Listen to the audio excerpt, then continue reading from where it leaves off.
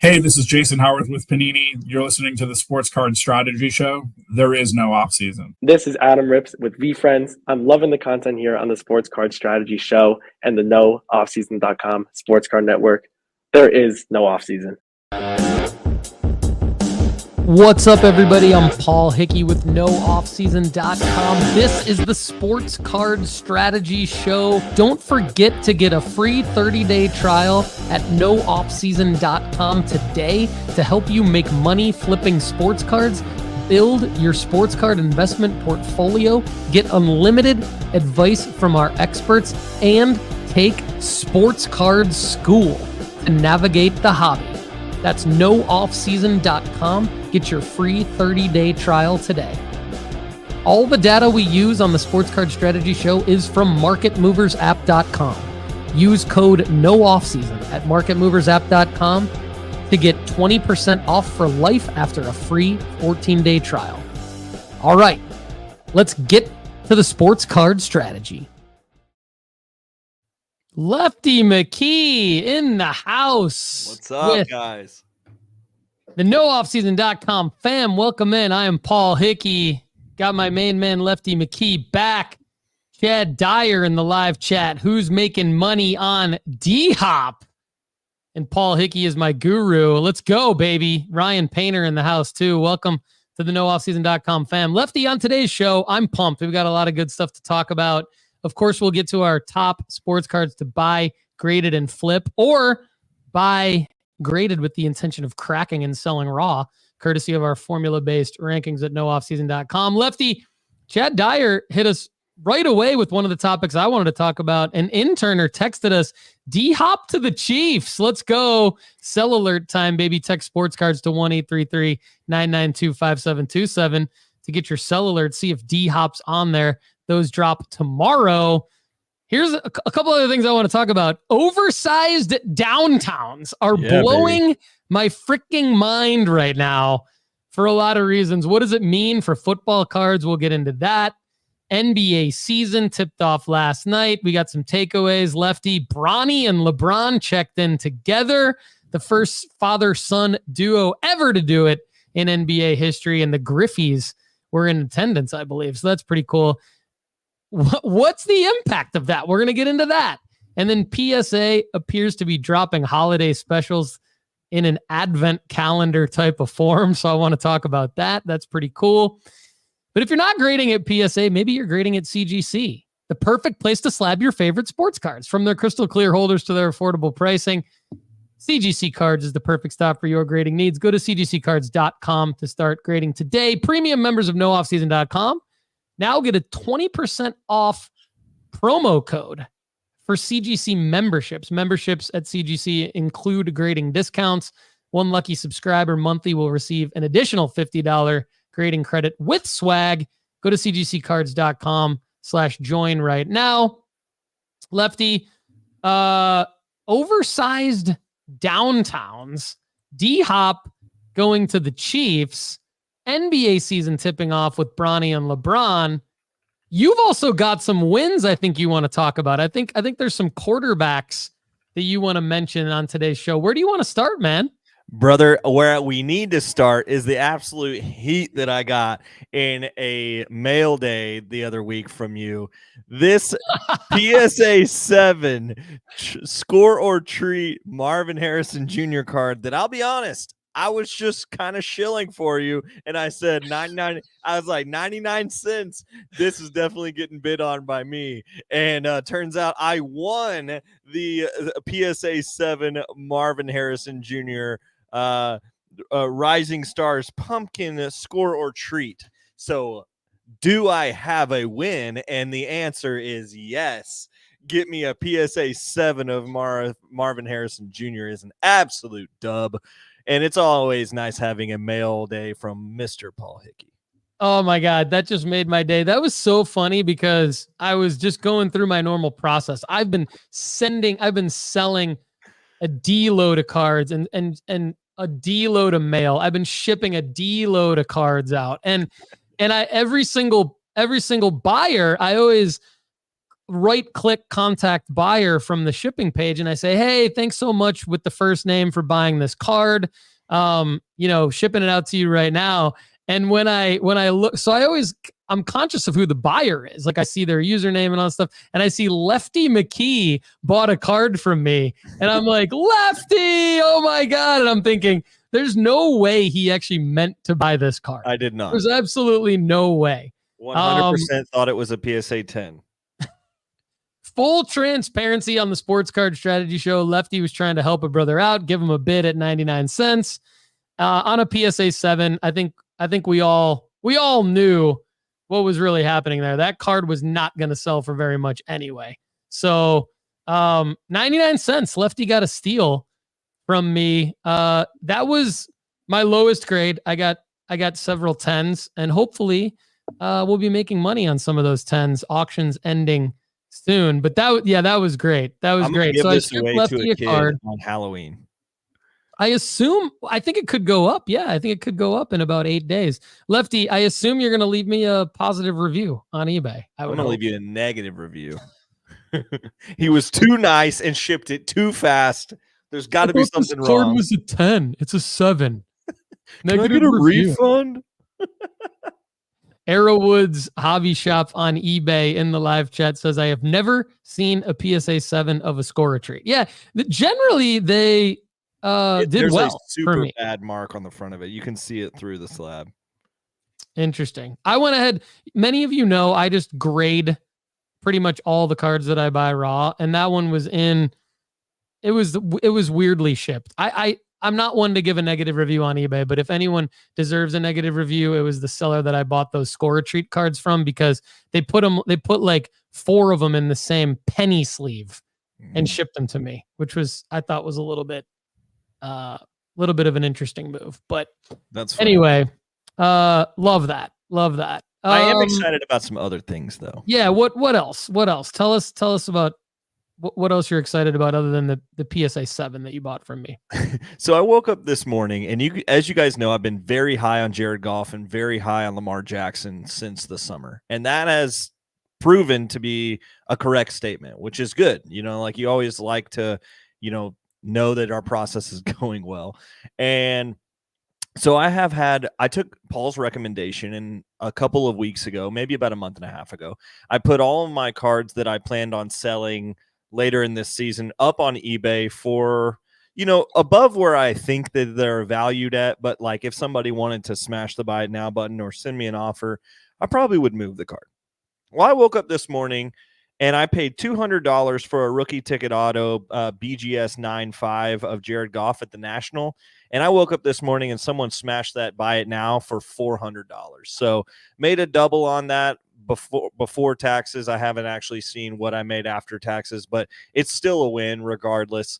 And that's good. That's good news for my other card, considering the other one is about an $800 card. So that just gives me a good cushion floor for be able to have a good win on that one as well. And I know the Lamar Jackson is still climbing because the PSA 9 version of the same card I had sold for $20 less than I bought it for at the National. So that's good. I know I'll make a marginal win there too as of right now if I were to sell it right now. And I know Lamar Jackson is still on the up. So it's always fun when you get one of your cards that you have listed way over what you think, and then it just gets smashed for a buy it now. So that's a fun day to wake up to. Yeah, congratulations on that. That's a good win. I think Goff is a guy who hasn't seen his needle move the way that it probably should be moving. And I know the guys on Football Card Quest were talking about it yesterday. And, you and I have talked about it. I think it's a culmination of a bunch of different things, but probably a playoff run is going to move his needle. However, you and I don't necessarily like to wait for those situations. So I'm glad that you went ahead and were able to move it in the buy it now and not have to change it to an auction or something like that, or wait for a playoff run, because we don't know if the playoff run's going to happen. I hope it does, because it's my football team from Detroit.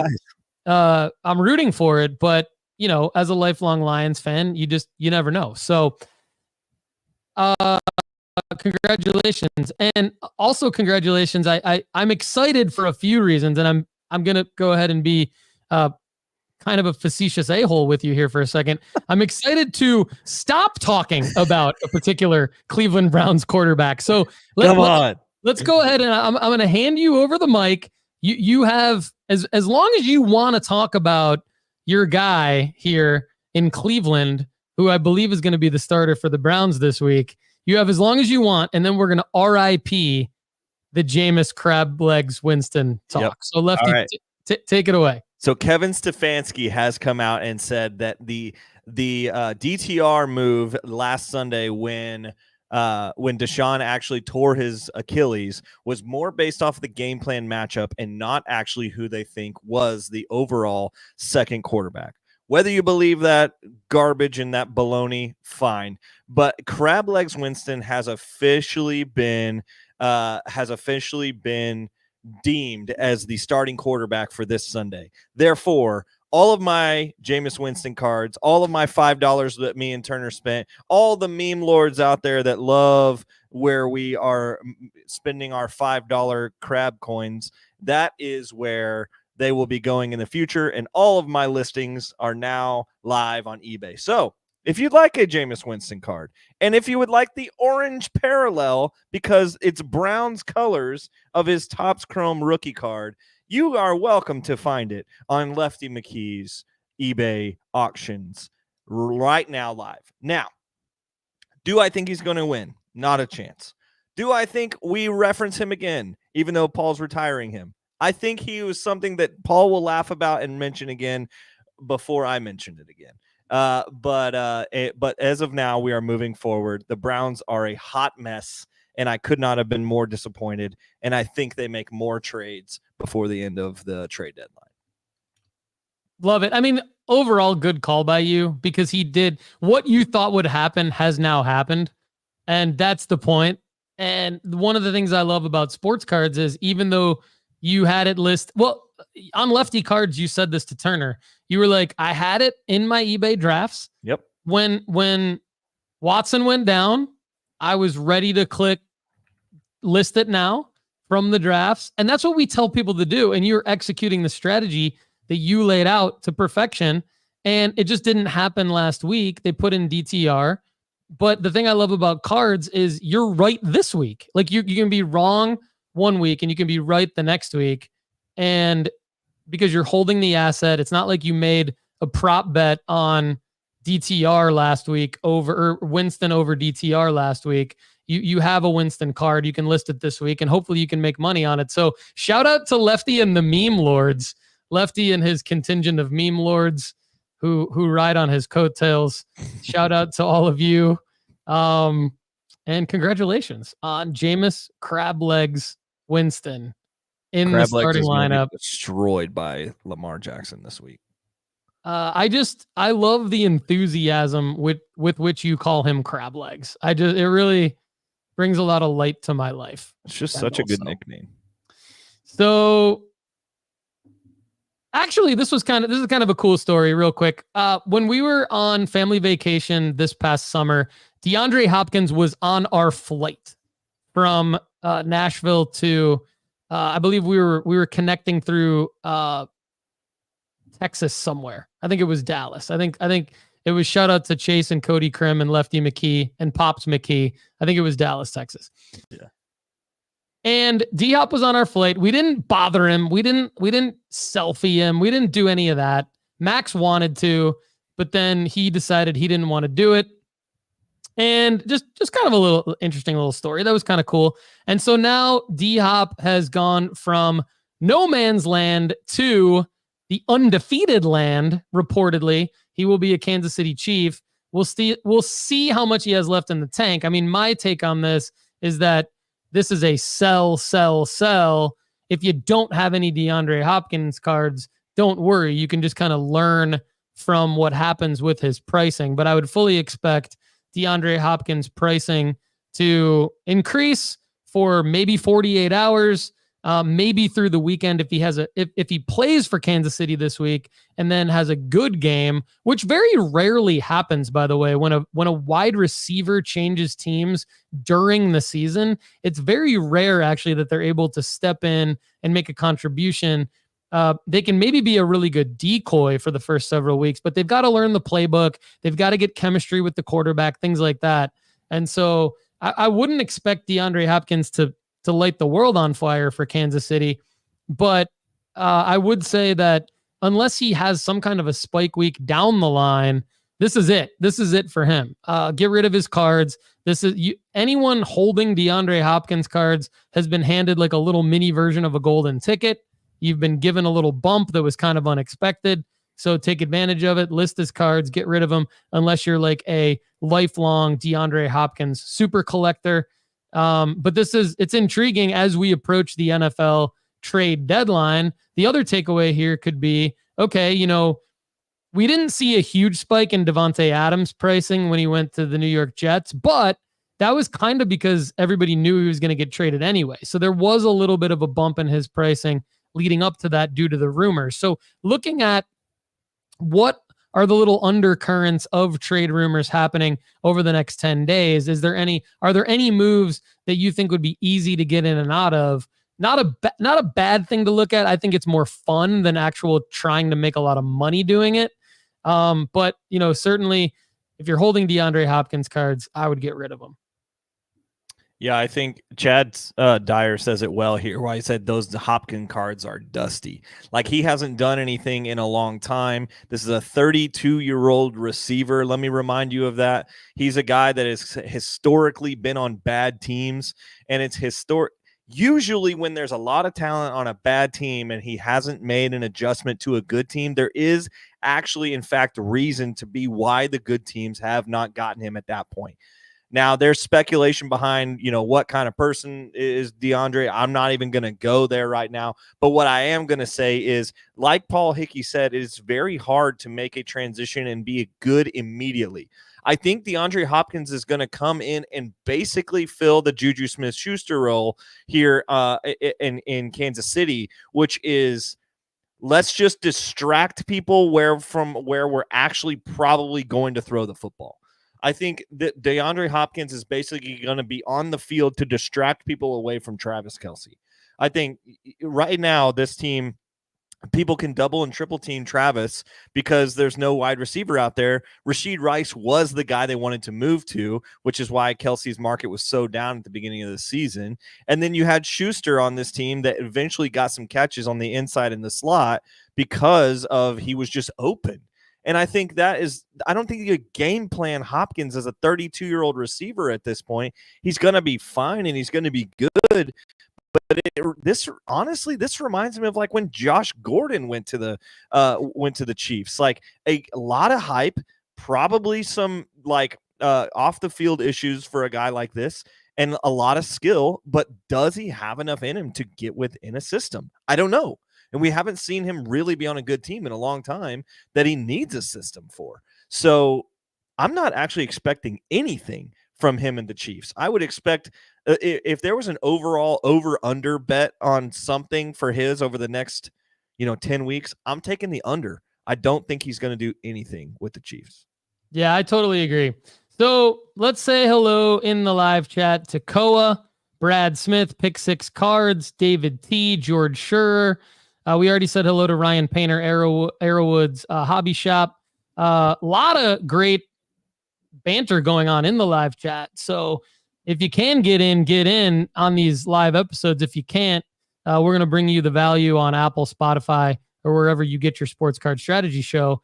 And Catawba Valley Sports Cards as well. Shout out to all of you watching on Instagram. I'm not going to give every single person a shout out today, but thanks for watching. Okay. Now, Ryan Painter said something interesting in the live chat about Bronny James. And it's not the only time that people have said this about Bronny James. And it's that Bronny James is awful. Sell. And I don't disagree with that. What I will say about Bronny James is that the same sort of pride that you're walking away from your Jameis Winston prediction, I'm walking away and I'm putting Bronny James to bed. I'm putting the Bronny James discussion to bed. I was kind of the one person in the hobby And then others here, I think there were some others here that agreed with me on it. I think Lefty, you agreed with me on it. But I mean, going all the way back to probably spring of 2023, so like 18 months ago-ish, I was talking about Bronny James plays that needed to be made because there were opportunities to make money on Bronny James cards. We talked about all the potential selling markers. We talked about, how he was likely to do something at USC and then eventually go to the NBA. We always talk back when he was in high school, you and I were talking about him potentially playing with LeBron in the NBA. We just weren't sure if LeBron was going to go to another team that was going to draft Bronny, or if LeBron was going to stay with the Lakers and they were going to draft Bronny. But I kind of distinctly remember you on an episode of this show saying they're going to play with one another, and me agreeing with you. And so for a lot of those reasons, the Bronny plays lined up with everything that we talk about from our guidelines, our strategies, where it's like you look for a player that has upcoming selling markers that we know are going to happen on the calendar.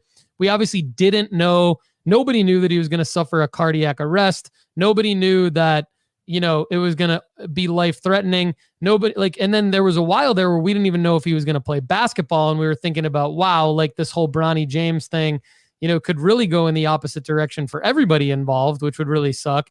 But thankfully, he came back. I think what got lost in the whole discussion is that he did suffer the cardiac arrest and almost lost his life.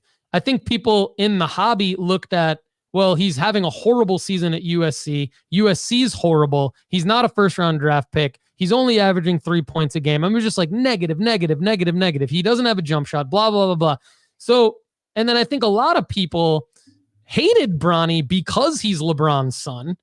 And I think there was actually a lot of dislike and hate that snowballed into Bronny kind of being a little bit of a meme in the hobby. So there were some meme lords out there after Bronny and not just Jameis Winston. So all that to say is that I maintained the entire way through that Bronny James was a play. I had to adjust like everyone in the world had to adjust after he almost lost his life and then didn't really have the freshman season at USC that everyone thought he could have had he come in with like no health problems, a full freshman practice schedule and everything like that, ramping up into his true freshman season. So the value of his cards declined. A lot of the hype went away, and the upside in his cards wasn't there that probably would have been there had he maybe stayed healthy and performed better as a freshman at USC and ultimately been drafted in the first round and things like that. Now, the Lakers did have a mid-first round pick where they took Dalton Connect that, we're not going to go back and rewrite history and stuff, but they could have still drafted Bronny with that mid-first round pick if Bronny would have been a legit first round pick. So this whole Laker thing still could have happened. Now, I'm going to digress and say, look, what happened. And we all had to adjust with our sports card plays. But at the end of the day, I still made money on Bronny James, and all the things that you and I talked about happening with Bronny James still happened. We never said he was going to be anything other than maybe a solid NBA role player. But we always maintained that could be his ceiling. We never came out and said this guy's going to be an NBA All-Star or anything even close to that. But what we did say, correctly pointing out, he is LeBron James Jr. You can't change that. He will play in the NBA. He will be drafted. There will be hype around him. Lefty, say what you will about Bronny James, whether you're a hater or a supporter. He was on the front page of ESPN's app just as much as any other player in the NBA leading up to this moment last night. Now, the moment's over. There is no more Bronny James left to really, try to get a bite of the apple from. We're down to the core. We're down to the seeds of the apple with Bronny James. We got to bury Bronny James, for lack of a better term. Now, what I'm shocked hasn't happened is that I haven't seen, and granted, it's only been 16 hours since the debut, roughly, but I haven't seen an official Panini Instant card of them checking in the game together. I haven't seen a Topps Now official card of them being the first ever father and son duo to play in an NBA game together with the chance of a dual auto from Topps, all these things. I would expect to see them. I would expect to see both of these happening. I'm shocked that it hasn't happened yet. But before I bury the Bronny talk, I mean, I just want to give my case a little bit more support. But earlier this morning, a Bronny James 1/1 Panini Instant RPS first look sold in a buy it now for $1,800. On the lower end of that, a Bronny James lot of 2 Panini Instant cards and 2 Topps Now cards, all base cards, sold in a buy it now for $50. So that's more than $10 a card. And then you had a bunch of these sales of the Panini RPS first look jungle lot of 25s for between $50 and $100. Buy it now, buy it now, buy it now. So you've got McDonald's All-American Topps Chrome base card, not even the refractor of card number 68 in PSA 10. Buy it now, $65 earlier this morning. So I believe the moment's over, but I believe we never really misled anyone on this Bronny James play. What do you think? I think the moment is over. I mean, last night he came into the game. JJ Redick was able to create the situation where we were all looking for. You know, the cameras, I don't know how much JJ got actually incentivized to actually make this happen, but they made it happen with Bronny James coming in for 3 minutes and going 0 for 2 from the floor, 0 for 1 from 3, 1 offensive rebound, and a -5 differential plus minus while he was out there. I expected them to play him a little more than 3 minutes, but at the same time, he's being massively overshadowed by other role players that are similarly in his same echelon. I mean, Connect is way better than him. We've got Christie in there. You've got Vincent in there. I mean, Jackson Hayes is another role player on this team that's a different position entirely, but there's a lot of guys at the end of this roster. Even Cam Reddish is down there. I mean, Cam Reddish probably is stealing minutes or at least looks from Bronny James. So this is completely dead in my mind. If we're burying Jameis Winston, the starter on a football team, and we're not burying Bronny James, a 3-minute, basically senior night experience for Bronny James. I mean, it's the equivalent of saying it's senior night on our basketball team. We're going to put all the seniors in there for the tip-off, and then crap, we got to win this game. We got to get our good players out there. I mean, that's kind of what happened. That's kind of how I felt. Do I think Bronny plays significant minutes at some point in his NBA career? I do, actually. I do think he improves to being a role player somewhere. But it's not now, and it's not right now. And his dad is being more realistic about that almost than anyone, you know? And so, we got in and we got out when we needed to. But don't buy this. If it does come out, I'm looking at Topps Now basketball right now, and they literally have nothing out. I'm looking at NBA Panini Instant right now, and it's still on Ron Holland and, Donovan Clingan and Cody Williams and Nikola Topic, one of the worst draft classes I've ever seen, which is crazy. But there's just nothing coming out right now, and I think that's okay because we don't need it. We don't need it. They have enough cards out right now. Yeah. And I did see, this was really weird, but on eBay, there's a pre-sale for an eventual Panini Instant release of the. So this That's is funny. For those of you that don't know, Lefty and I have been talking about buying these print on demand cards from either Panini or Topps and mixing it up a little bit, doing some pre-selling when there's high demand for these cards after they're available from the manufacturers. There's this little pocket of time where they're no longer available from the manufacturers. We've secured our purchase order that's coming, and you can pre-sell them for, pretty significant amount more than what we're paying on a per card basis.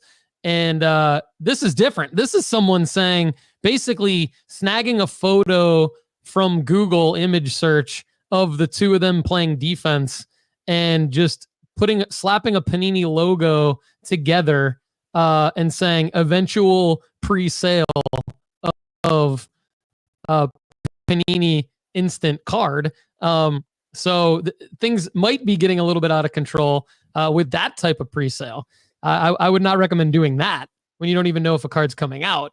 It would be funny if that's like some kind of a Panini employee who like knows that's coming out or something like that. But yeah, very interesting. So actually, this is a good time to bring in Koa's question, because I think it's probably something many of you are thinking of, and I think it's probably a question Lefty and I were going to get anyway. So Koa, happy to answer it for you. Koa is a premium member at nooffseason.com. I know Bronny is trash, he says. Will the Topps Now or Panini Instant Father-Son that inevitably comes out be a buy, though? Lefty, I'm going to go ahead and say no, because I just think, this is not really a significant card for LeBron. LeBron has a lot of other significant cards. I think it's not a significant card for Bronny. Bronny already hit, to your point. Bronny already has a ton of cards. And now this is going to be a money grab for Topps and Panini to try to get as much out of this moment as they possibly can. You've got, and I don't fault them for the money grab, but because Panini has paid for NBA licensing through 2025, I believe. So they have the ability to go ahead and try to get as much money out of that as possible. It's a business. And then Topps, I believe, is paying LeBron and Bronny to sign for them through Fanatics deals. So they're doing that. So why would they not try to maximize their player licensing that they have with those two guys? So, no qualms about the manufacturers trying to get money from the customer base. I just don't recommend it as a play. Is it possible that you could see some PSA 10 sales of these cards be around $50 at some point of the base card of that moment? Possibly. What I see this as like, maybe it's a break even for you if you were to buy 20 or 25 of these cards, depending on the manufacturer. If you want to look at it like, hey, with Topps, if they do it, it's a shot at an autograph or a parallel, and then maybe you can sell them raw for the same price you bought in at, and you want to just get a free chance at autos and do the work of like the receiving, the packing, and the shipping and everything. That could be like the play, but I don't see this as like the Caitlin Clark type of Panini instant play, or even the Victor Wembanyama draft night type of Panini instant play that you and I had back last year. Yeah, I don't think that this is even close to the same scenario. This is a collector's only card. And I think a case could potentially be made of why this isn't a collector's only card. And I'm saying bollocks. Like, that's just not what this is. This is a card that I'm not excited about as a Bronny and LeBron James fan. I'll go down and say I'm a fan, and I think it's not fair for you to say he's trash. He's literally a role player on on an NBA team. That's not trash. If he wasn't named Bronny Jr., he probably still would be on a roster. This guy is very athletic and had a 3-point percentage in the combine that was worth looking at. But he's not worth investing in at this point. The selling marker is not there, and this is a collector's only card that I'm not interested in getting in on. And I'm okay to be wrong on this. Say it does, PSA 10 goes for $50 in the future. I'm okay waving at that and say, if you got in on that, great. But I am definitely going to make more quality wins in the future on things that I'm more convicted that it's going to be an absolute win. Yeah. So Lefty and I have always kind of taken the side of, if it's not like really a clear potential win, then it's a fade, because there's just so many options. There's just so many things to look at in the sports card hobby. And when you put, and you guys all know this, everyone out there listening to this show knows this. When you put $100 into something, it's into that. It's tied up in that. Even if you have thousands of dollars of monthly disposable income, which some of our audience does, a good segment does and a good segment doesn't. either way, it's still money that's tied up into that. And so it's money. And look, I know, even the high net worth individuals that are listening to this they want their return on their investment. Everybody wants their You're return not going to get it, I don't think. You're not going to get it. So, and even if you are, I think it's a risky way to spend money. Yeah. All right. So let's take Gavin Boykin. Let's take Gavin Boykin's question here, because this is a good question. And Gavin is a new name in the live chat. Gavin, maybe you've been listening to us for a while. Either way, we appreciate you and your support. He says, how is everyone handling the delay from Panini on these Panini instant cards when you've pre-sold them on eBay? And I know we've had some premium members at nooffseason.com ask this, and I've answered how I handle it on the premium pod. So go get a free 30-day trial, everybody, to get a lot of detailed information from me on that. But I will answer it right now. I mean, it's annoying. It's real. They should be shipping the base cards out faster. I understand why I haven't gotten my Arch Manning auto yet. I knew when I bought the Arch Manning auto, those cards, I think I bought a couple different ones.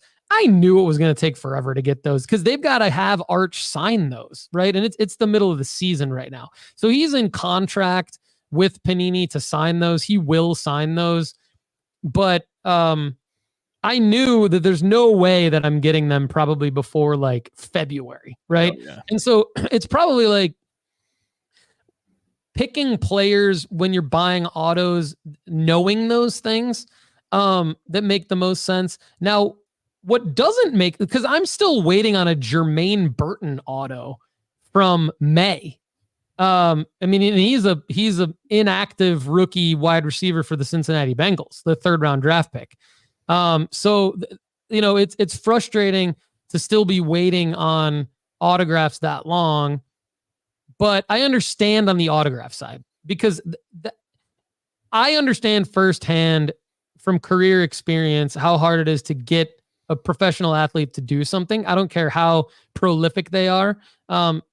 Sometimes it's the least prolific ones that are the ones that are the biggest pain in the butt to try to get to do something. So Jermaine Burton, screw you, I guess. I mean, I don't know. But I think what doesn't make sense to me though, Lefty, is why can't they print the Tiger Stripe out of 5 right away? You know what I mean? Why can't they print the base ones right away and just get them out? It's got to be some type of production issue where they're producing their cards, where they're how many designers they actually have, how many people actually work for Panini, really, I think is what maybe it comes down to. And just, they're going to get us the cards.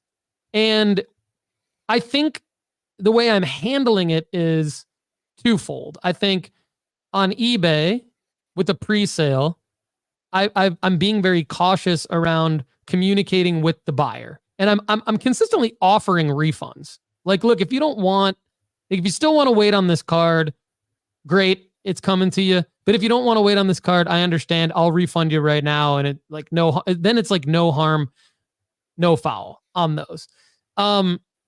I've been able to print shipping labels to PDF files and store them in a downloads folder on my computer with a little note to myself to print it, actually physically print it up later when I get the card. And on the eBay listing, it's going to deduct the amount available when somebody buys it. So it's kind of a automated process in a way on the eBay pre-sale side. It's a little bit frustrating on the other side of printing up the shipping label.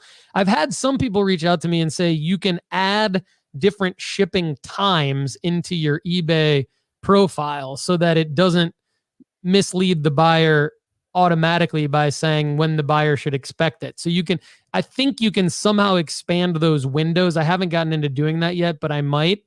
And I want to actually segue into our next topic because, Lefty, what I really think the biggest impact is of not getting these cards is, can you still make the play if you're not pre-selling the card. Yeah. If you're pre-selling the card, I think you can make the play. If you're not pre-selling the card, are we getting into a situation where now this player all of a sudden has all these other cards on the market? About a month ago, I said, kind of look at stop buying these. And a couple of weeks ago, I said, sell all of them. And here's why. Donruss has been out for a couple of weeks. It's been available mainly only through Costco. But we've got a lot to talk about with the Donruss. And Chad Dyer, I guess before we move on from this, Chad Dyer is saying that there you can change your handling times, but not the shipping times. So maybe that can help. But yeah, you can lose your top seller status. That is a fact. You can lose your top seller status from these pre-sales. You can definitely gain it back quickly after. Like, you definitely can. But it can have an impact. But I believe, for me, it's worth making the play, pre-selling the card, losing the top seller status temporarily while that's happening, moving through inventory for a player, getting the card, furthering the play maybe through grading or actually having it in hand with the limited rookie inventory, and then regaining the top seller status shortly thereafter, because that is very possible. However, this was like an August-September thing. We are now at the end of October. Donruss is out. I've said it. I put everybody on alert already. Stop buying these. Stop. I said that 2 weeks ago. So, because now you can go buy Caleb Williams based Donruss, Jaden Daniels based Donruss. These are rated rookies. So now I want to segue the conversation into a couple different things. This Donruss release. Lefty did not allow me to segue the conversation by distracting me into a weird looking Quinn Ewers Panini instant. Was that real? That's real, dude. That is real. Look at this. Lefty's trying to meme something here. Well, okay, Lefty, go ahead, take it away. What do we got going on over here? I'm saying this is the kind of stuff that's on there right now. You should be definitely off of this take. And I've said, or I was, as you were saying that, I was evaluating my Arch Manning play. So we did the autos, and then I have the 25 grenade of cards too. And I'm thinking, I didn't pre-sell any of those because I was like, yeah, I'm going to go to PSA with the whole lot. And now I'm thinking man, does that change what I'm doing with this? There's so many Panini Instant Arches that are out there at this point. Is the first one going to make any difference? So yeah, it's a good thing to consider. Yeah. And there's a lot of good banter in the live chat on this. I mean, look, I've made a crap ton of money on these plays, so I'm going to stand by it. Yeah. And I've got it all documented, and I'm going to release it on Monday's upcoming episode in terms of the profit margin on these releases. It is a lot of nickel and diming. I happen to have had the time for it and wanted to dedicate the time to it. To bring more possibilities to the nooffseason.com fam and Sports Card Strategy Show fam. So I wanted to be living, breathing proof of this being a real play. You can poke holes in any play. And the holes that you can poke in this is that it does put your eBay seller profile up for potential negative experience and getting docked by eBay a little bit from the top seller status, depending on when Panini, because you are beholden to the card manufacturer actually shipping you the cards by the time that they say to ship. But I will say, out of about 10 of these, I've had them shipped fairly quickly, 7 or 8 out of the 10 times. And I'm only waiting on a couple cards right now. Malik Neighbors first touchdown, Marvin Harrison first touchdown, and I'm waiting on a Caleb Williams card. I'm waiting on the Arch Manning and the Caitlin Clark and everything like that, like everybody else is, but I'm not pre-selling those. Those are different plays to me. The Arch Manning and the Caitlin Clark are different plays with longer runway that I know we're going to make money on, Lefty. We talked about the reasons why those plays are different. We can hit on that a little bit in this episode if people want us to, but those are different than the rookie quarterbacks. And the reason why they're different than the rookie quarterbacks is because the rookie quarterbacks, we wanted some inventory at a time when they had no inventory in pro uniforms so that we could flip them when they were at basically their biggest hype point, because you can't do that with the release calendar. And that's what we're about to get into. So Caleb Williams, base Donruss is the most sold football card in the last 7 days. 199 sales of that card. The average sale price is $24. Jaden Daniels, base Donruss rated rookie, same card as Caleb, both rated rookies. 141 sales of that card. It's the third most sold football card in the last 7 days. Second is Jaden Daniels' base score rookie. So you're paying $22 for the Jaden Daniels base rated rookie. You're paying $24 for the Caleb Williams base Donruss rated rookie. The question is, can you / should you try to make money on being first to the market in some kind of slab, PSA, CGC, SGC, whatever? They're all a little bit different. They're all going to bring a little bit different secondary market value and return times and everything like that. They're all different products. But should you try to buy these cards right now and be first to the market? We saw in 2021, Mac Jones had this exact card in a PSA 10 sell for like close to $3,000. That is now like a $5 to $10 card. So it's a very, very risky play. Before we get into the weird ass oversized downtowns, Lefty, let's talk about the real side of this release, which is, can people make a play with the base Donruss? Should they? What's your thought on this? Well, we can't, just to be clear, we can't run this through the formula, correct? Because there's not a 9 or a 10 yet. And the pop count and gem rate is not there. So this isn't a card we can actually run through the formula, which is why we're not talking about it from that perspective. Just wanted to kind of be clear on that. But, when you're seeing a rated rookie Donruss paper, this is the most basic card possible for this quarterback. And I'm looking at a Jalen Daniels one that sold today for $15.89 with free shipping. I would think that's got to be the peak of this card. And I'm not interested in getting in at this because we don't ever say buy at the point where it is, where it's the most oversold card on the market, which is where these two cards are at right now. So you're not able to get a cost affordable version of this card unless you're ending up getting one out of a pack. And then at that point, the real money would be if you were going to be first to the line with grading it. And that's a whole different discussion as well. So I'm fading these cards because I think there will be some more enjoyable versions of these cards in the future. Plus, Jaden Daniels is hurt, and he's didn't practice today. So he's probably not going to play this weekend or he has the chance not to play this weekend. So you're overbuying a player that could be out for an extended period of time because of his broken rib injury. And in my opinion, I think that the Eagles have a more sustainable future to the playoffs than the Commanders do. So, and Turner and I briefly discussed that on Monday's episode. But so I'm out for real on the Jaden Daniels. I'm vaguely interested in the Caleb Williams, but I think there's so many other investable Caleb Williams cards out there. Caleb Williams cards out there that that I'm just not interested in either one of these cards right now, unless you're buying some unique parallels, which then you're going to spend a butt ton of money on that. So things I like to look at when making this determination, just to add to everything Lefty said, because everything Lefty said, I believe, is right on the money in terms of like why we don't run it through the formula, how risky it is, better cards coming. I think this is actually what makes the Panini Instant and Topps Now plays unique, because we were able to get them before these cards came out, and we were able to sell them. Right?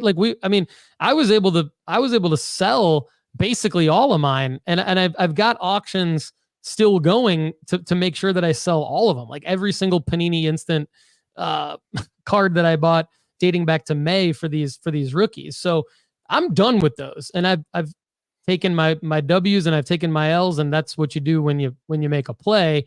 So now I start to look at with the release calendar coming out, what do I do? So things that I like to look at are like, what's next on the football card release calendar, right? Like, what would the runway be to actually get a PSA 10 of this card and sell it? Because I do believe that the first PSA 10s to sell will net a pretty solid profit margin absolutely for both of these quarterbacks, and probably Drake May, and maybe even some of the other guys out of this release. Michael Penix is selling. Obviously, JJ McCarthy's selling. You've got the non-quarterbacks as well. So this is a power-packed release to, try to be first to the market for.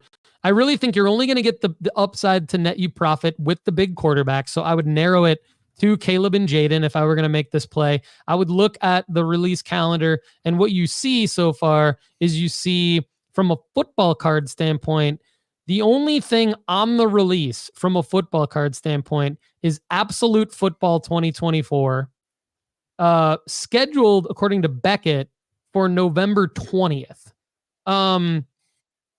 Everything else that I see football card related for is either 2023, which doesn't affect this, or to be determined. We're going to see Donruss Elite Football at some point 2024, and we're going to obviously see Prism and Optic and releases like that. We don't know if Caleb Williams is going to be in those releases. We don't know if Jaden Daniels is going to be in those releases. I would think we're also going to see a Topps release that's not licensed, that with rookie cards for guys in 2024. So I think here's what I would do. I would say, look, if I try to go through and find gradable versions on eBay of these two guys' cards, Caleb and Jaden, I'm going to expect to pay probably $30 all in with fees, right? And then to grade them is going to be an additional probably 21. So that's going to be, I'm going to be 50 some dollars into the card. I'm not going to get it back until probably early January to be safe.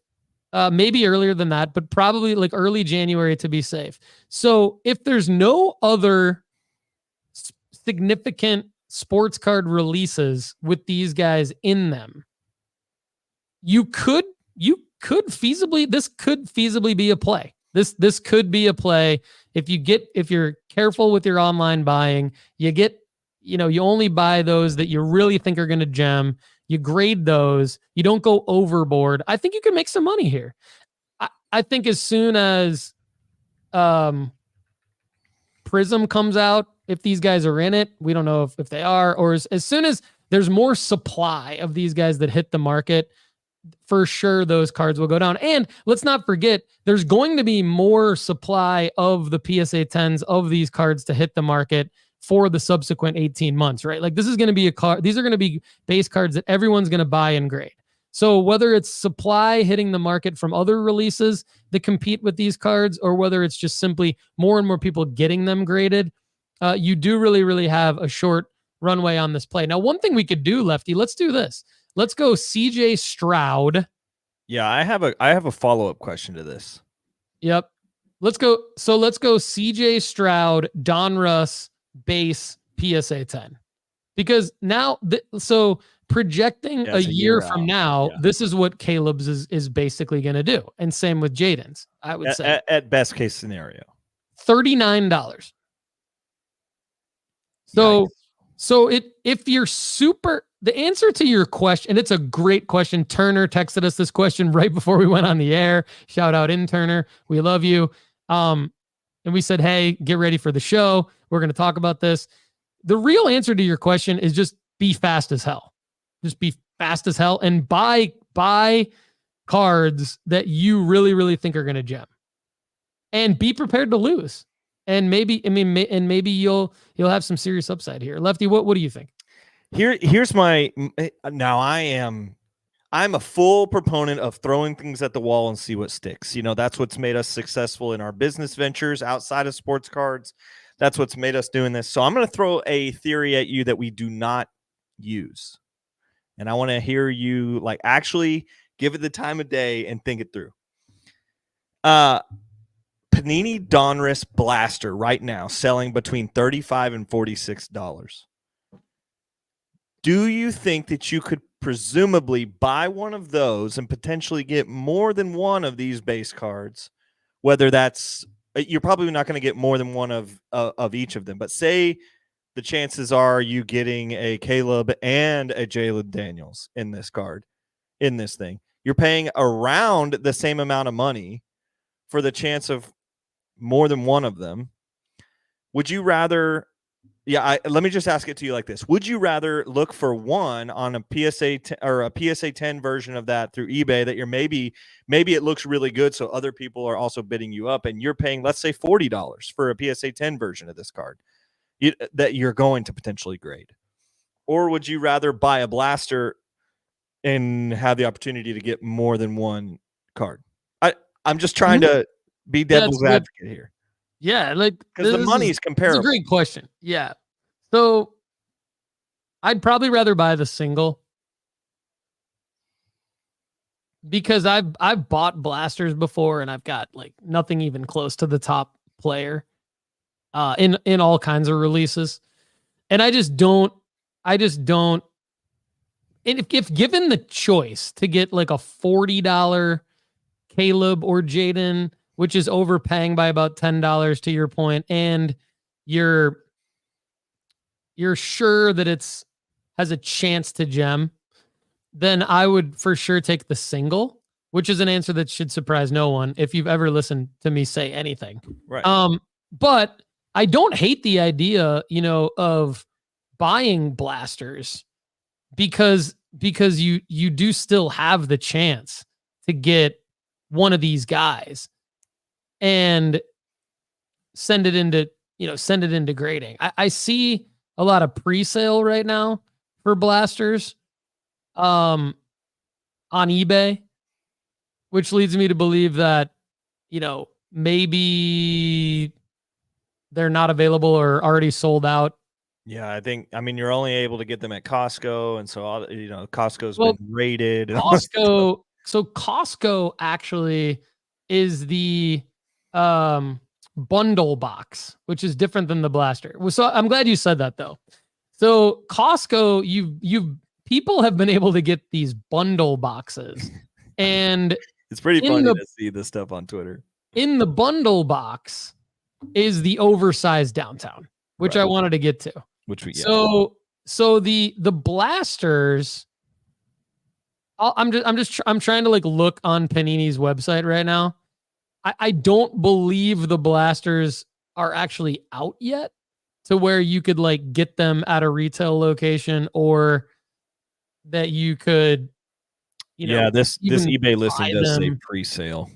So my guess is that the blasters will be like that. The Panini's going to go through. It's like first off the line and hobby boxes. And then there's going to be like blasters at retail. And then Steel City and David Adams are going to have blasters. Like distributors are going to have blasters. And probably a lot of these eBay listings have to do with people that know they're going to get them from a distributor or raid retail or whatever the heck they do.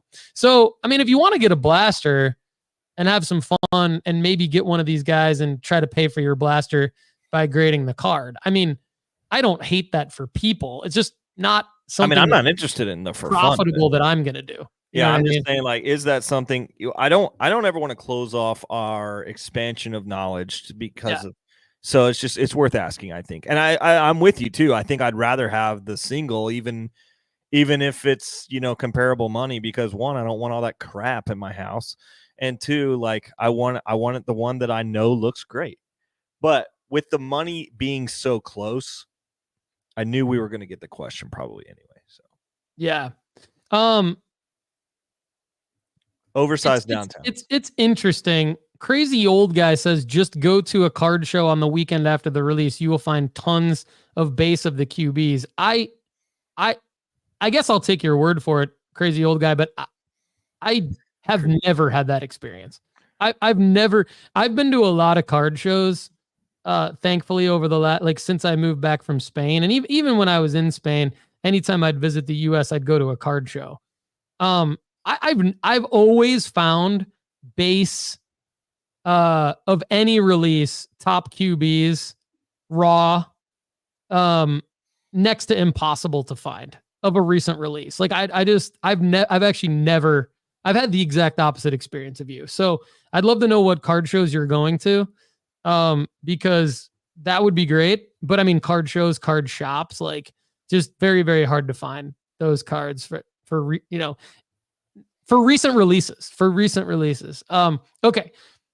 People rated Costco. We already know this. It's already been documented in the hobby. You could find details elsewhere. What I want to talk about is the oversized downtowns that came out of these bundle boxes that sold out everywhere. They sold out at Costco, and then like Dave and Adams and Steel City had some of them, and they're all sold out. So the oversized downtowns are showing on Market Movers as like when you look at the top football cards sold raw over the last 7 days, the oversized downtowns are right in there. So like I mentioned the base cards, but Jaden Daniels oversized downtown raw has sold 132 times in the last 7 days, Lefty.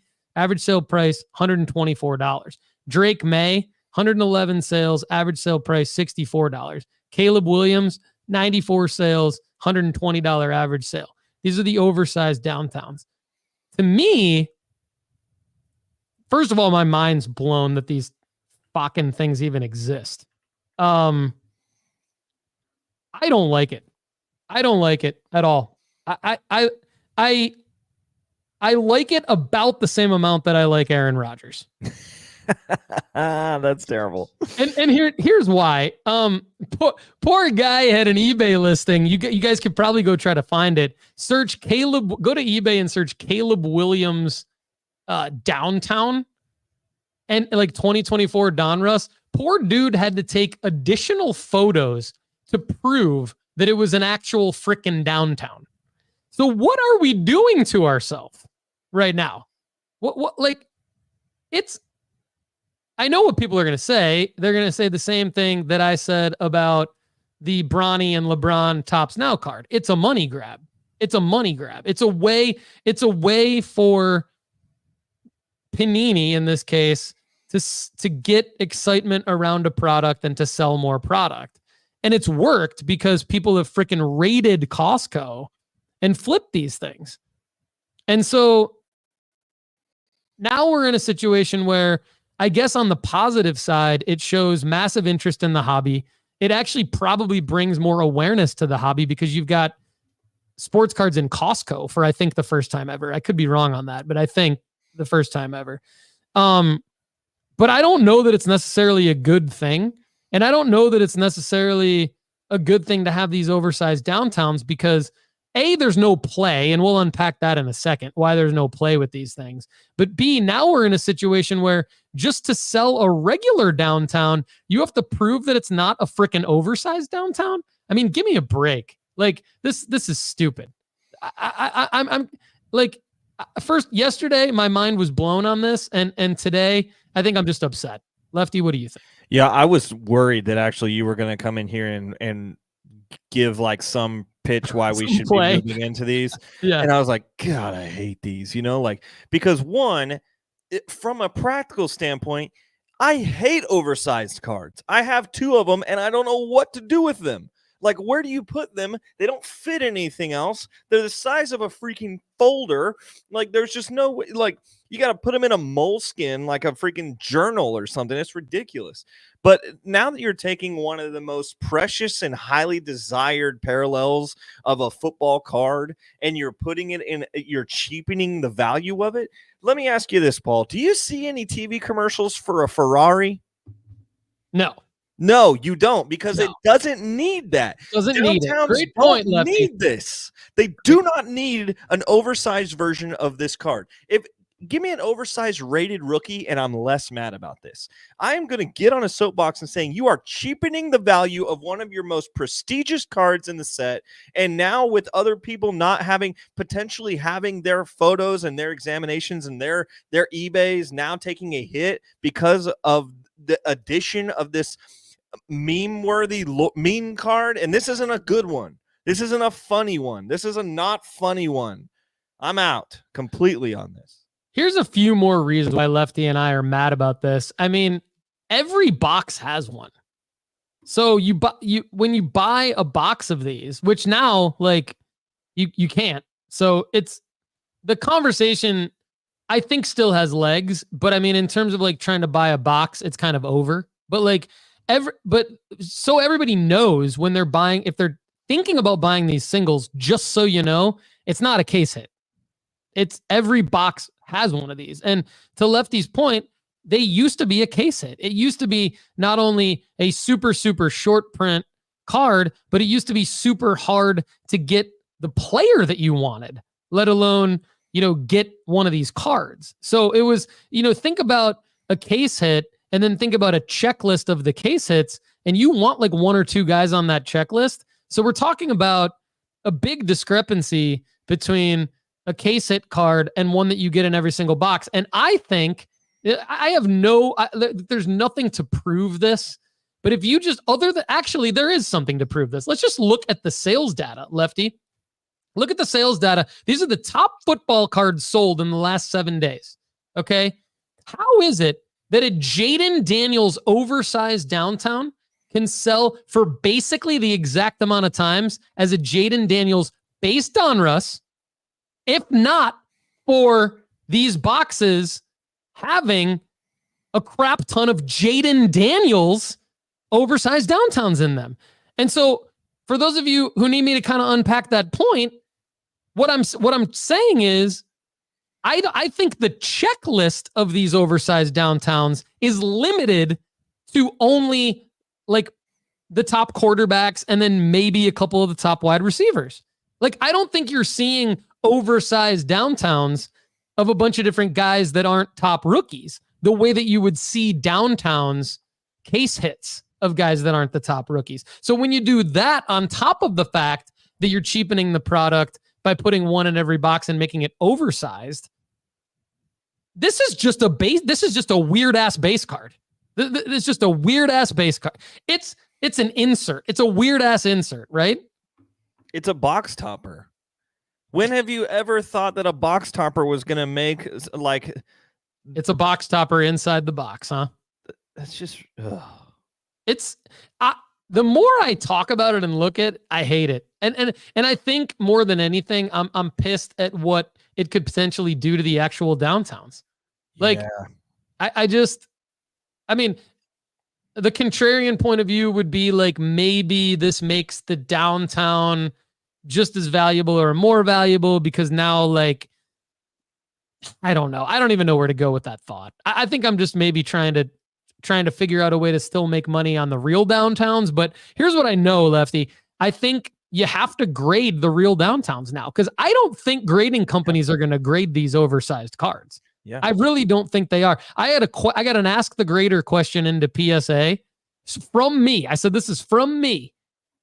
Are you going to grade oversized downtowns? So I'm going to try to get Andy Broom to answer on the premium pod for premium members if CGC is going to grade the oversized downtown. Lefty, I think maybe the only way that there's a play is if CGC comes in and says, you know what? We're going to slab these fuckers. We're going to grade them. I said the wrong word there. I meant to say fuckers, but we're going to slab these things. And then now, because we grade comics and all that stuff, we've got the slabs to do it, and we've got the card grading knowledge to do it. And maybe now there's a play. Maybe there's a play if CGC slabs the oversized downtowns. Other than that, I don't think grading companies are going to grade these. I think they're oversized, ridiculous base card insert box topper, like you said. And I hate it. And I don't want card manufacturers doing more stuff like this. I really don't. Yeah, I'd be very upset if we keep doing this. I think it's cool that Costco's getting into cards. Yeah, I mean, there is some interesting things to talk about here. Costco being into cards, that's true. I don't hate that. Chad Dyer said, dude, if you were a grading company, you'd be nuts to not want to be first to the market. I totally agree. I'm hoping that Andy Broom is like drooling over grading these oversized downtowns. Yeah, it would make a lot of sense from their perspective. They already have the capabilities in the oversized slab materials. Like, could happen. There's 21 different variations, Color Match Collect says, but I agree there seem to be a lot of the rookies printed. Yeah. Yeah. So, okay. I think I got a little too intense there, but we got heated all of a sudden. We hadn't done that in a while. I know that was fun, right? That was fun. For anyone saying we don't like, I don't know, we try to promote things too much. I mean, I don't know, man. I thought that was pretty good there. That was pretty honest. Here we go. Let's go to our top sports cards to buy graded and flip, or buy graded, crack to sell raw, because they're two different things. You can't really combine them. You're either going to buy the card to flip it already graded, or you're going to buy a card graded to crack it and sell it raw. And I understand there's a lot of questions in the community about like whether or not people should be doing that and everything. And I think my stance on it is like, just all things considered, like, I mean, I'd be surprised if there's not some people talking out of both sides of their mouth on that one, to be honest. And I'd rather be the person just going, yeah, this is what I'm doing. So if you don't like me for doing it, that's fine. But I haven't actually literally done it yet. But Turner and I and the rest of the team at nooffseason.com have done a good job on the graded to raw rankings. So we're going to crack this. I'm going to crack this, buddy. There's a huge profit margin in there for you, Lefty, with your PSA 7 score retreat Pumpkins Marvin Harrison. You can go from a 99-cent card to like $1.99. For $1, actually. I actually did check. I think the formula probably bounced back and said negative ROI on that one. The formula said, what are you doing? Yeah, so these are different. And the graded to raw, these are different than like crack and submit to a different grading company. We'll get to that in a second. So Lefty, here's the way I want to do the already graded. We're trying to evolve how we're doing the already graded on this show, because what we're finding is that buying a card in its form in which you will sell it is one of the hardest things to do to make a profit on. Mm-hmm. And so the way that the direction I'd like to take this conversation is like, out of the cards that are in the already graded rankings, which ones do you think have the best chance to make you money based on the current target cost, which is the current comp, and the projected average sale price, which is what the formula does legitimately say based on historical data that this card should get to at a performance spike or at a future selling marker. You just have to believe that selling marker is going to happen, which is very, very different than the raw to grade. And it's very, very different than the graded to raw. So, I mean, at the top of the list is Jalen Hurts 2020 Optic Hollow PSA 10. This is a card many of us bought last year for around $400, or between $300 and $400. It's dipped to around $106. So, there, is there room there? Jamar Chase 2020 Optic Hollow PSA 10, same thing. $115 card in the past, $42 card currently. We're hitting this mid-season dip of football cards. So there's a lot of football cards on here. There's some basketball cards on here. And Lefty, as you look at this list, there's not a whole lot of baseball cards on here right now. There probably will be as we get closer to Christmas. This list will probably be pretty chock full of a lot of baseball cards. But we're constantly adding cards to this list. And I think we're constantly seeing that there's still a lot of projected ROI, but that it's just harder and harder to actually realize the potential ROI from these cards. So having said all that, as you look at the list, are there any that stand out to you as a buy for you that you like to see here? Me and Turner talked about, there is some opportunity in here potentially for Hurts. And I know that we have the hollow here on the very top. I just ended up searching the other day. I just looked at some random Hurts cards that were PSA 10s, and the rated rookie hollow, I believe, was pretty affordable and down quite a bit and almost at an all-time low. And as I've said earlier in this earlier in this episode, I think that the Eagles end up winning that division. I think the Commanders eventually slip a little bit. I think both of them make the playoffs, but I think the Eagles win the division. And I think the disrespect on Jalen Hurts is down right now. And I would be willing to do the same thing on Joe Burrow. I believe both of these guys are too far down right now. I liked what I saw from Jordan Love. I like what he's doing. And Justin Herbert, I feel like, is playing okay, but his team just sucks. So it's like, it's not the time to buy into him for sure. But if I'm looking at a guy where you're like, pick one quarterback and you have to buy into him right now, and you're buying low on this guy, expecting to sell him in December, January, who's it going to be? I'm buying Jalen Hurts. And Yeah, I know he's already at the top of this list too. So there you go. Yeah, the formula likes it. You like it. I don't disagree. I like it as well. I think it's all about getting it for the target cost. That's critical. You're not always going to be able to do that, but our rankings at nooffseason.com, it's the only place where you can get this kind of a ranking, where it's ranking cards based on like what's not only down the most, but also has the ability to rise back up to where it has been in the past, and audited by our team. We're moving things out that were based on some sort of big market bubble or anything like that that's happened in the past. This is based on where these cards have been realistically and where they could get back to based on events that are repeatable in these players' worlds. So I like the Jalen Hurts call just because it's down so much.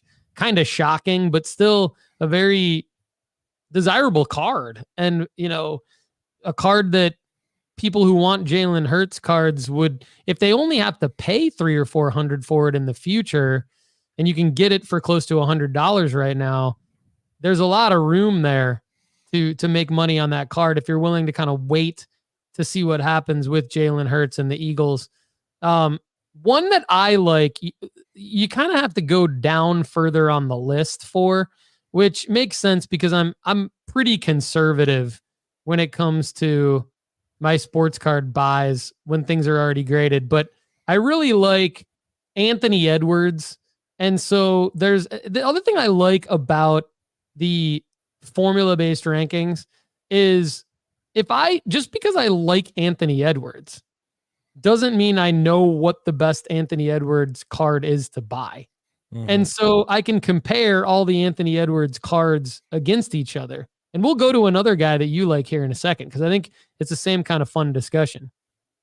And we're about to get to the point where it's going to start to make a lot of sense to buy NBA cards, because we typically see NBA cards start to dip after the first week of play. And we're in the first week of play right now. So I think we're about to start to see these cards dip a little bit further, where you've got Anthony Edwards 2020 Prism Silver PSA 10, which is a card that a lot of our one-on-one members made a ton of money on last year, already graded, by the way. But that's a card. The formula is only showing a 7% ROI right now. But if that card, the closer that card gets to $900 away from $1,000, at $968 right now, you'll see that ROI creep up to 20%, possibly even up to 30%. I think the minute that the formula shows me that card gets to 20%, I think I'm pulling trigger on that card, because I do think that's a $1,300 card pretty easily in May. And so I'm fine buying those and then wait until May. But the thing I like about the formula is it says actually a better buy is his Prism Hyper PSA 10 right now, because that should be an $850 card. Right now it's under $500.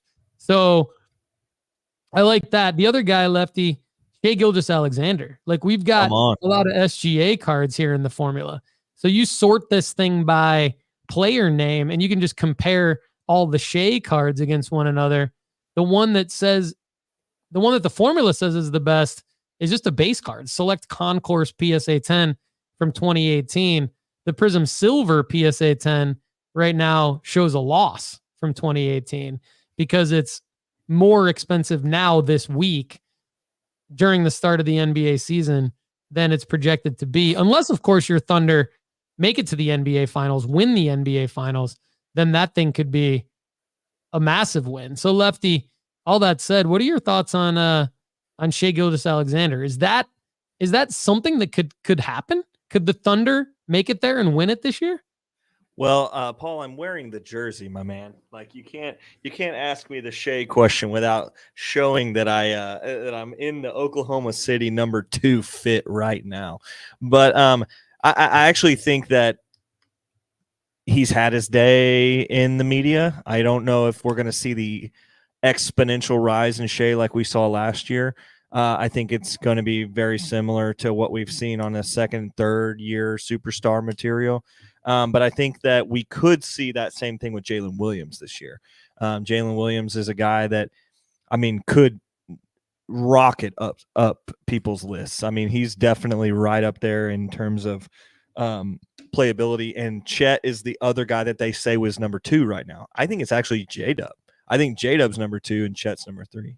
Those two guys were on the cover of Sports Illustrated for Kids this month, Lefty. I don't know if you got your issue, but Chet and J-Dub on the cover. And a lot more NBA talk. Good NBA banter in the live chat. Thanks, everybody. We got some questions to get to. But let's go to the graded to raw rankings. So Interner has been in the lab working on this for us, and he's been doing a great job. And there's a lot of opportunity to try and buy cards that are already slabbed, that are not gem mints, that are selling for significantly higher raw. And I understand that one reason that people are going to kind of push back on is because a lot of people want to buy raw cards and grade them and increase the value. So on one hand, to say if this is a 9 or a 9.5 or an 8.5 or a 7 or whatever, or even a 6, like it's pretty misleading to crack it out of a slab and then sell it raw. But I would actually argue from firsthand experience, it's not necessarily misleading because I've had 6s go to 10s. I've had 10s go to 9s. I've had, all the different types of things happen when cracking slabs and regrading. And it can be, grading can be a crapshoot for sure. And the market is also dictating that they want raw cards for more money than they want to pay for non-10s. And when the market has gotten to a point where it's so significant, like looking at this list, like just starting like kind of towards the middle of this list, Shedeur Sanders 2023 Bowman Chrome U Sapphire PSA 10 goes for less 46% ROI. So it goes PSA for 9. 64. It goes for 64%, or sorry, 54% more raw, right? Yeah. So like, it's just, there's just a lot to be said. And then as you go up the list, Ellie De La Cruz, 2022 Bowman Chrome First Auto PSA 9, goes for 46% more raw. CJ Stroud, Optic, pink rated rookie, goes for 46% more raw. A lot of MMA cards. Conor McGregor, Chronicles Kaboom PSA 9, goes for a significant amount more money raw. It goes for $655 raw versus $445 in a PSA 9. Who's to say that you don't crack that PSA 9, send it back into PSA 10, PSA, and that it doesn't get a PSA 10? It very well could. So people are willing to spend money on raw cards for many, many reasons. They're willing to spend money on raw cards also because they're collectors and they don't want it in a particular grading company's slab. Cracking these things and selling them raw in a nice one touch with nice photos. There's a lot of opportunities here. Victor Wembanyama, pink ice PSA 9 goes for 166. It goes for 247 raw. You've got all different kinds of plays to be made here. You want to spend a lot of money, say on a Mookie Betts Kaboom PSA 9, $280, sell it for $450 raw, or you want to spend a little bit of money, say Matas Buzelis 2023 Prism Draft Pick Mojo PSA 9, $21, sell it for $75 raw, which boggles my mind why somebody would pay $75 for that card raw, but they're doing it. That's a 266% ROI. So check out our graded to raw rankings at nooffseason.com. Lefty, one that stands out to me, and then I want to get one that stands out to you, actually, is Paolo Banchero, 2022 Prism Silver PSA 9, going for $49. Raw going for $103. That's a play. Yeah, to me, that's a play. What and stands it's a guy, out to you? Dalton Connect first. People are going crazy off of him right now because of his preseason performances and also how steady he's looking in some of the games. Plus, he's going to heavily get marketed because of the Bronny James situation. So that one it stands out to me, but also how can you not have a Goldberg kaboom on here and it not stick out to you? That's hilarious. But Paul Skeen's 2023 Bowman Draft first Sparkle, for you to get a 68% return on a card that is liquid, it would be pretty easy to do that to me. Ways to make money flipping sports cards. We're here to help you find as many as we possibly can. So the graded to raw rankings at nooffseason.com aren't going anywhere. And I'm about to order some nice new one touches, and I might order some stickers, some sports card strategy show nooffseason.com stickers to put over the one touch to kind of seal it, take some nice photos, and start buying some of these cards at the target cost and report back to you guys on how I'm doing with it. Hope you guys want to do the same.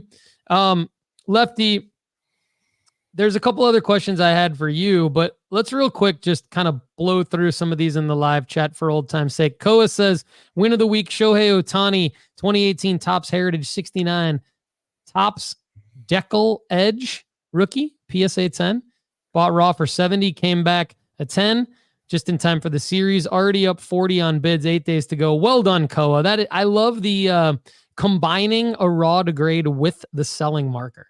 Phenomenal. Cyrus DeHoyt, waiting on my Caitlin Clark Panini instance. I think I'm too late on the pre-sale with the Origins release coming out. Should I send them to PSA when I receive them? Lefty, I'll let you take this one. We're in lockstep on this. I think it depends on the Panini Caitlin Clark because there's several of them, but if it's the rookie of the year, send them all in. Yeah, I'll say agree with Lefty. I would send them all in. That's the play with all of these. It's going to do well. Zach Ellsworth, premium member at nooffseason.com. He knows he can ask during the premium pod if he wants to. Got a Jaden, I believe this.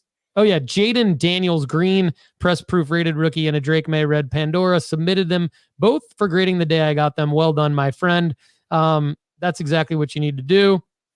Also, Zach, who has graded cards through me, which is awesome, also chose to test GameStop for the grading. Interested to see how quickly things come back. Zach, I would love to know from you just what's a better overall experience, nooffseason.com grading or GameStop grading, and why? And just honest, full transparency for everybody. I would love it.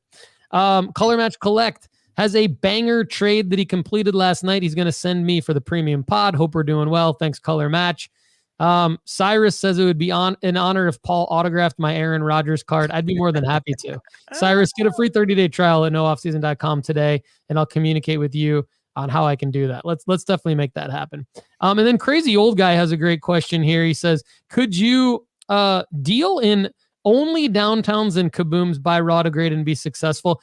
I not only say yes to that, Lefty, that's actually something that I'm thinking of doing for a short period of time. Like I'm thinking of being like, okay, when's a good time for me to only buy downtowns and kabooms and case hits like that and grade them raw, grade them, and then report back to the audience. Like in this period of time, this is how I did. I think that is actually a great way to go. I haven't only done it.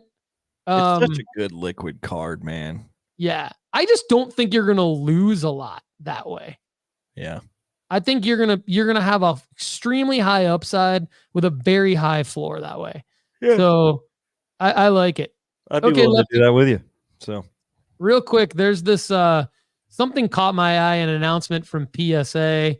They're doing these holiday specials, and the way they're doing it is to unwrap these digitally each day throughout November and December. So unwrapping soon, holiday specials that open on various days. So you've got like a bunch of them on November 1st, a bunch of them on November 16th, November 29th, and then in December, you've got the same thing. So it's not literally like every day like an advent calendar, but this is something that I just wanted to mention because I think we're seeing all these grading opportunities everywhere. Like we're grading for people. There's a bunch of local card shops who have always done it. Now GameStop's doing it.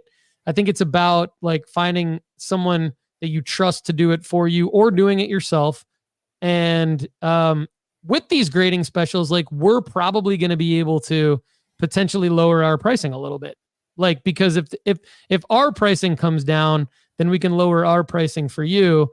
And it'll be interesting to see how the hobby reacts to that. We're just trying to basically provide more value for our premium members. We don't really make a whole lot of money on the grading, but we're trying to stay sticky. So definitely want to know from Zach how his experience goes from GameStop. And there also was a 10-10 grading, of course, with PSA, and I think CGC did something like that as well. So there's going to be a lot of grading. Grading's going to be the thing to continue to do for sure, and a lot of different plays that we're going to report back to you on. Lefty, thoughts on grading? And then I did have one other question for you that I put in the show notes related to a particular sport that you've become very interested in recent years since we've been doing this show together. Heard you become more and more passionate about this particular sport, and there's a new pre-order opportunity from Tops with this particular sport. Yeah, I'm excited about the advent calendar stuff. Usually I get more excited actually about the opportunity to see what they're doing, and then they open up opportunities that I don't even have cards in. You know, they're like, yeah, TCG is $5, and I'm like, great, I don't have any of those. Or they're like, yeah, vintage football is $5, you know, like, and it's like very rarely are they like ultra modern is $10, because then they just get flooded, right? And so I'm excited about it, but my expectations are not super high. Now I don't know how you want to reveal what we're going to talk about in terms of this sport that I'm doing, but I'm excited that it's out there. There we go. So we've got a Topps Chrome release of a Formula One product coming out, which is exciting because it's been a while since there was some good card releases. We watched we spent like a couple of hours in the basement of the National where they were breaking F1 cards, and they had to break like I think 21 because it was just like it's just been a while. And because there's a resurgence in fandom because of the competitive nature of the sport, like it's not just Max Verstappen winning every time, so people are interested again. The cards have come back around. Am I interested in this release? Yes, but am I interested in buying the wax? Never. So yeah, that's where I'm at with that. There's only one thing that's going to get me to buy F1 cards at this point, and it's far-fetched that this would ever happen, but I'm going to throw it out there. Topps is going to have to do a Topps Now autograph of Eminem, Marshall Mathers, performing at an F1 event. And they're going to have to be a chance at autos in there. And then I will buy those Topps Now, because what I noticed is that Eminem is launching his world tour. And when I went onto his world tour, he's performing at every single F1 event. That's crazy. Coming up this next F1 season. And I don't know if it's every single F1 event, but it's like 6 to 10 events, and they're all F1 events. So you and hip hop, dude. Marshall Mathers, Detroit's signed, finest. Exactly. Paul Hickey only matched up very close secondary to Eminem for Detroit's finest. Thank you. I'll take that. Lefty, anything else you want to add for today's show before we let these fine people pine over us until next week?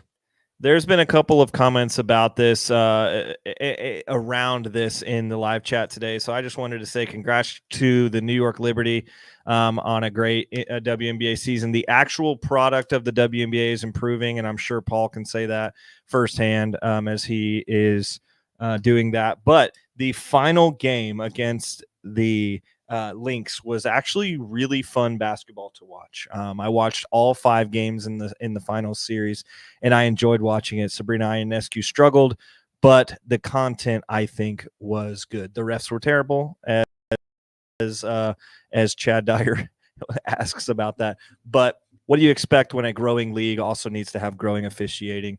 So what you can't really expect them to be incredible at this point. But I do think the WNBA product is up and to the right. Yeah, I'm glad to see it. I was a part of the product back from 2001 through 2007. And back then, it was hard to pay my friends to come to a WNBA game, let alone get excited enough to make a comment about the refereeing. So it definitely has come a long way. I love to see it. And Lefty, thank you for being an amazing advocate for women's sports and other obscure sports around the globe. That's what You're the I do, man. man. Everybody, thanks so much. We really appreciate all of your support for Lefty McKee, for Interner back in the lab, for everybody here at the NoOffSeason.com Sports Card Network, and for our amazing sponsor, CGC Cards. I'm Paul Hickey, second only in Detroit famous people to Marshall Mathers. Everybody have a great day. Thanks so much for being here with us on the Sports Card Strategy Show. To connect with us further, please subscribe to the YouTube channel at youtube.com/Paul Hickey. Please also give us a follow on Instagram at Sports Card Strategy and on X at No Offseason Card. We also have a Discord that you could join at sportscardstrategy.com. Everyone, I'm Paul Hickey. For the rest of us here at NoOffSeason.com, have a great day. We'll see you again soon.